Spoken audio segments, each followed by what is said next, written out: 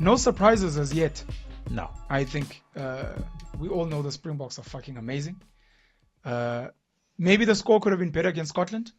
A lot of people are holding their breath as well, because some people actually thought Scotland might beat us. They are a strong nation currently. The beginning of the game was fairly even up to about maybe 15, 18 minutes. Sure. And then I think mentally, our guys were stronger. I think. Last week I watched Chasing the Sun again. If Chasing people have the never Sun. seen it, I think it's on Showmax, a documentary about the Springboks winning the World Cup. Is it in Japan? It was in Japan. Okay. You watch that thing, man, and look, documentaries are built with like propaganda magic in them, where you find yourself emotional and goosebumps, and there's something about the mindset of South Africans, and Nelson Mandela said it at some point, and we've seen it with Siya Kolisi, we've seen it when we speak about some of the amazing South Africans doing great stuff overseas. We're dealing with some adversity now, and there are like magic moments in this country that even we don't really understand. America talks about the American dream. We've got something unique here, man, and I don't know what it is. I've been supporting the New Zealand All Blacks all my life, and some of my mates recently have been telling me I must fucking convert and become a Boks supporter. We are a multicultural national team from different backgrounds, from wealthy sportsmen in the team to like really poor. The shortest guys, Faf de Klerk, you've got Cheslin Colby, to the tallest Eben Etzebeth. Got guys like Dwayne Vermeulen. And you look at this team now and how it's even playing. New Zealand used to bring Dazzle, Champagne Rugby. They don't seem to have it. We've got like Kurtley Arendse and Cheslin Colby that like when they catch the ball, that's what you used to expect in the past from New Zealand wingers, that if they catch the ball, they go. Magic. Willie Leroux and what he does when he comes from the back, and Damian Willemse now is starting to dominate the jersey. You can't, when you're watching the Springboks and Rassie and their 7-1 and the lights and his arrogance on social media, you can't but be inspired and at the same time be in awe of how magical this team is. Siya Kolisi was defending Manny Libbok. Recently, Dan Bigger from Wales said he got a text from Siya Kolisi wishing him well on something. Like, there's something special there. You see Siya sitting next to Eben, sitting next to Cheslin in the stands because they're not needed for this game, but we whip Romania 76-0 with 4 scrum halves on the field. You're like, who the hell are these O's? Who the hell are these O's? We lose Malcolm Marx, very sad. Kids boy. Malcolm Marx gone. But now we've got Bongi Mbonambi. Fuck. We've got Dion Fourie. Fuck. And when you look at our bench, Eben, Franco Mostert. Okay, no, one of them is coming off. Then RGS Neyman comes on. You're like, but these are not reserves. I don't know what these things are. Willie Leroux comes off. Damian Willemse comes on. Damien Delende comes off. Andre Esterhuizen comes on. Cheslin Colby is not feeling well. You bring in Mapimpi. Kurtley Arendse's off. Kenan Moody's like out. You're like, this team is not fair. And it's going to take something special. Because I think currently, officially now, Ireland were the favorites, along with France. And France murdered the All Blacks. And I think we still haven't seen the best of them. Currently, as it stands now, South Africa are the favorites to win the World Cup. Beautiful. Because people are actually just looking at it like we're actually not sure how we're going to stop these guys, because Faf can go play 10 and Grant Williams can go to the wing and Kwagga Smith might actually be asked to go and play wing as well. And we're not really sure what we're going to do with this team. We're not sure what they're coming with. They can kick, they can scrum, they can maul, they can run. Now Andre Pollard is coming in. We thought maybe we'd kind of push them with the kicker thing. Cheslin can kick, by the way. Faf can kick, by the way. Yeah. Damien Willemse can kick. We're just saying, look, you'll be the kicker. And Manny Libbok is not doing badly, by the way, as much as people crucify him. But Andre is going to come, and we don't know what's happening. It's going to be for the boys to lose this World Cup because they're defending their title. And every game from now on after Romania is crunch time. With Ireland now, from here on, it's game down. And I thought Sia, after the last World Cup, I thought he was going to be pop. I thought now he's part of Rock Nation. He's traveling the world, meeting NBA and European soccer players. I'm like, he's going to lose it. No. He's going to become cool. He's on billboards and posters. No. Guys, use this brand. I come from the rugby world, man. Rugby players are just, or South African rugby players are just not built like that. It's God first. It's the team.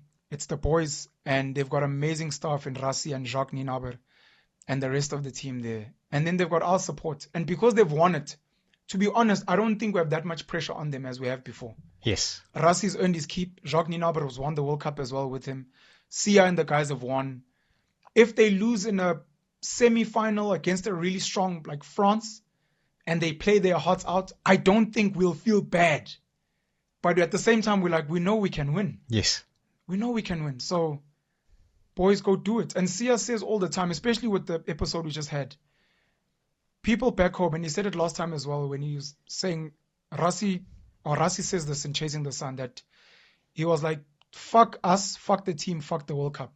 Now it's actually about the country because shit is bad back home. And they probably want to be saying similar things now. There's corruption, buildings are burning, potholes, people are sad, people are wanting to leave South Africa. You guys have an opportunity to reignite in the person that was about to sign that deal to leave, to be like, I was watching the Springboks and it took me all the way back to apartheid, the ANC, Nelson Mandela, all the struggles we've been in. Jacob Zuma, Cyril, BRICS. And I'm like, the Springboks affect all my emotions, all of them. There are coloreds in there who can tell you about the Cape Flats. There are black guys there who have caught taxis, who don't have family members. There are farmers there. There are guys who come from well-off families, top schools, unknown schools. There are people from different religions, people that slaughter, people who are raised by single mothers. And you're like, there's something magical about this country. And watching the Springboks lift it again was like, if these guys can fight and win on a global stage, what is stopping us from fighting and winning the entire country on a global stage? But it's going to require all of us, like the Springboks, to say, fuck that, I'm white, black, pro this, anti that, I'm Muslim, I'm Christian, I'm South African, just like a Springbok. So come on, bait fast, let's hold each other and let's fucking mold this fucking world. We have it in us. We really, really have it in us. I want to finish on saying this. You're right. South Africa has got a secret spice that no one else has. And all those stories coming together, for me, creates the proper type of hero that I grew up with. So by hero, I mean the youth in the Cape Flats are looking at Cheslin and they're saying, wow, he's one of us. Yeah.